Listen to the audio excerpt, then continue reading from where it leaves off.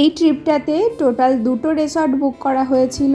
আমরা ছিলাম মারিগোল্ড রিসর্টে। রিসর্টটা খুবই সুন্দর, বাইরের ভিউটা কিছুটা এরকম। আর আমরা একদম প্রথম রুমটাতেই ছিল, আমাদের রুম নাম্বার 103।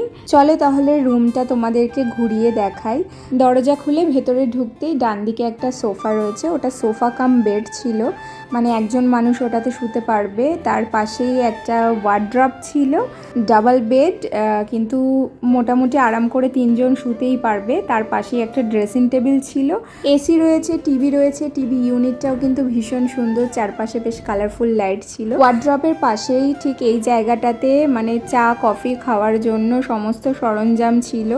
আর টয়লেট কিটে সব কিছুই দেওয়া ছিল, শাওয়ার জেল, শ্যাম্পু, একটা সাবান, একটা ডেন্টাল কিটও ছিল যেটার মধ্যে ব্রাশ আর পেস্ট ছিল, আর একটা চিরুনিও ছিল। চলো এবার তাহলে ওয়াশরুমটা দেখাই। হাত মুখ ধোয়ার বেসিন এরিয়া রয়েছে, বেসিন এরিয়াতে একটা বেশ বড় চওড়া মিরারও রয়েছে। আর বাথরুমের ভেতরে ছিল গিজারের অপশানও। পরে রুমের ভেতরে দেখছি একটা মিনি ফ্রিজও রাখা রয়েছে, যেটা আমাদের খুব কাজে এসেছে।